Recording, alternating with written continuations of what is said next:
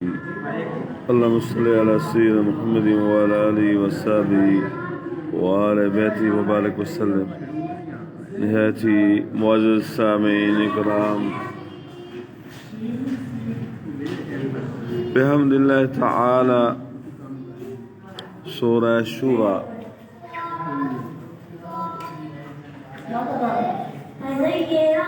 انیس آیات بینات مکمل ہو چکی ہیں. 20ویں آیہ کریمہ سے فیض حاصل کرتے ہیں. اعوذ باللہ من الشیطان الرجیم. بسم اللہ الرحمن الرحیم. من کان یرید حرث الآخرۃ نزد لہ فی حرثہ، جو آخرت کی کھیتی چاہے ہم اس کے لیے اس کی کھیتی بڑھائیں. ومن کان یرید حرث الدنیا نؤتہ منہا وما لہ فی الآخرۃ من نصیب. اللہ.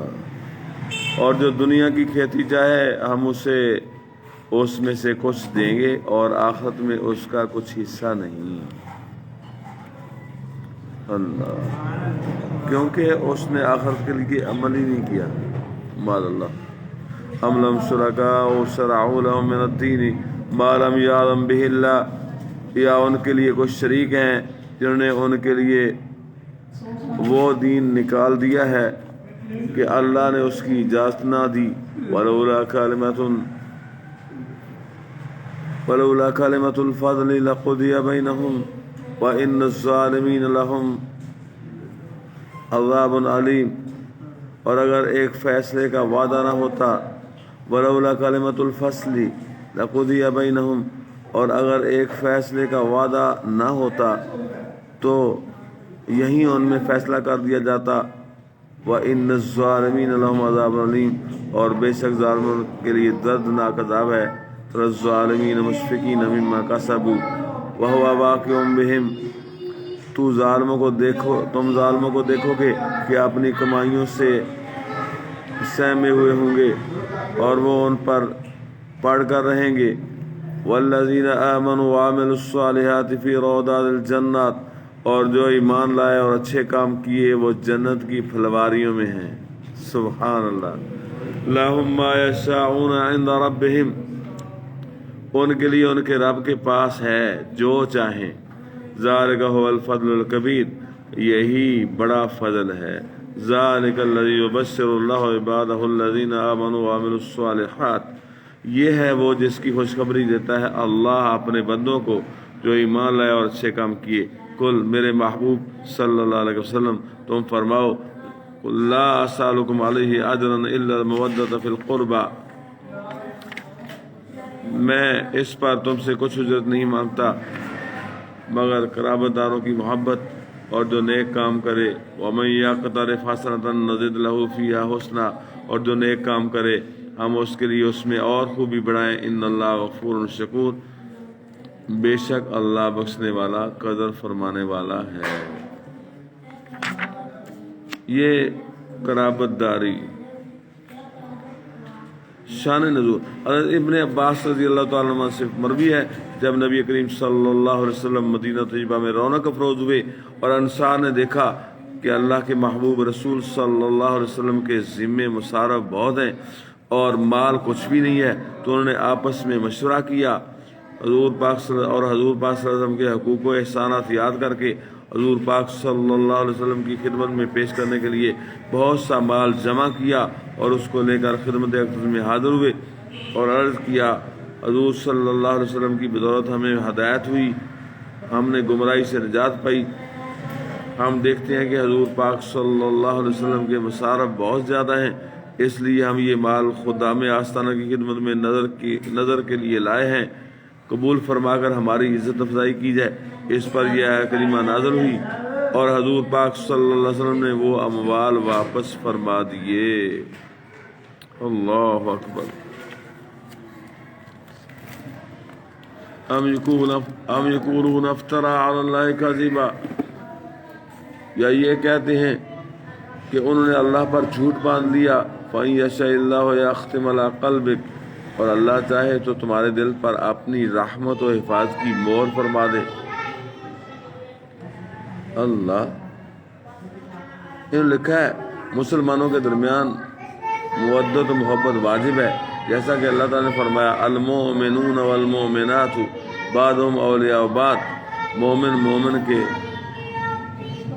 دوست ہیں، مومن مرد مومن مردوں کے دوست ہیں، مومنہ عورتیں مومنہ عورتوں کی دوست ہیں، ایک دوسرے کے دوست ہیں۔ حدیث پاک میں آتا ہے کہ مسلمان مسئلہ ایک عمارت کے ہے جس کا ہر ایک حصہ دوسرے حصے کو قوت اور مدد پہنچاتا ہے۔ جب مسلمانوں میں باہم ایک دوسرے کے ساتھ محبت واجب ہوئی تو سید عالمین صلی اللہ علیہ وسلم کے ساتھ کس قدر محبت فرض ہو گئی۔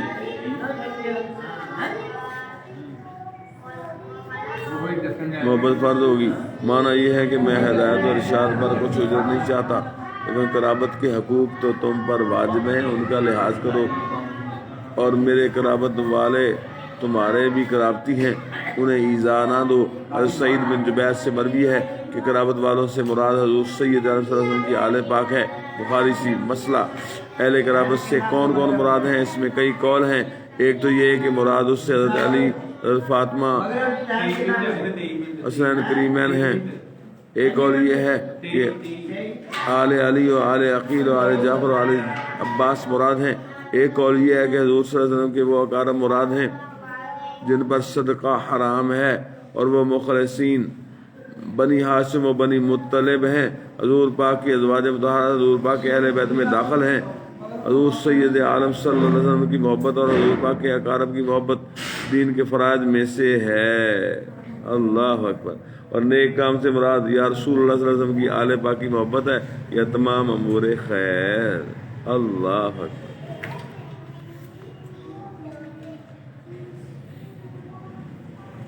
وَيَمْحُو اللَّهُ الْبَاطِلَ وَيُحِقُّ الْحَقَّ بِكَلِمَاتِهِ، اور مٹاتا ہے باطل کو، اور اللہ مٹاتا ہے باطل کو اور حق کو ثابت فرماتا ہے اپنی باتوں سے، اپنے کلمات طیبات سے۔ اِنَّهُ عَلِیمٌ بِذَاتِ الصُّدُورِ، بے شک وہ دلوں کی باتیں جانتا ہے۔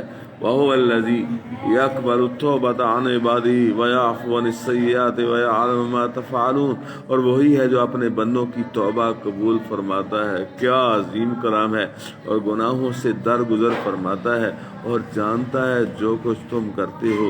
وَيَسْتَجِيبُ الَّذِينَ آمَنُوا وَعَمِلُوا الصَّالِحَاتِ وَيَزِيدُهُم مِّن فَضْلِهِ، اور دعا قبول فرماتا ہے ان کی جو ایمان لائے اور اچھے کام کیے، اور انہیں اپنے فضل سے اور انعام دیتا ہے۔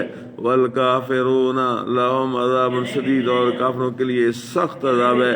ولو بسط اللہ الرزق لعباده لبغوا فی الارض ولکن ينزل بقدر ما یشاء، اور اگر اللہ اپنے سب بندوں کا رزق وسیع کر دیتا تو ضرور زمین میں فساد پھیلاتے، لیکن وہ اندازہ سے اتارتا ہے جتنا چاہے۔ انہ بعبادہ خبیر بصیر، بے شک وہ اپنے بندوں سے خبردار ہے، انہیں دیکھتا ہے۔ وهو الذی ينزل الغیث من بعد ما قنطوا وینشر رحمتہ، اور وہی ہے کہ می اتارتا ہے ان کے نا امید ہونے پر اور اپنی رحمت پھیلاتا ہے۔ وهو الولی الحمید، اور وہی کام بنانے والا ہے سب خوبیوں سے رہا۔ ومن آیاتی خلق السماوات والارض وما بث فیہما من دابہ، اور اس کی نشانیوں سے ہے آسمانوں اور زمین کی پیدائش اور جو چلنے والے ان میں پھیلائے۔ وَهُوَ عَلَىٰ جَمْعِهِمْ إِذَا يَشَاءُ قَدِيرٌ، اور وہ ان کے اکٹھا کرنے پر جب چاہے قادر ہے۔ صدق اللہ العظیم وبلغنا رسول النبی الکریم ونحن على ذلك لمن الشاہدین والشاکرین والحمد للہ رب العالمین۔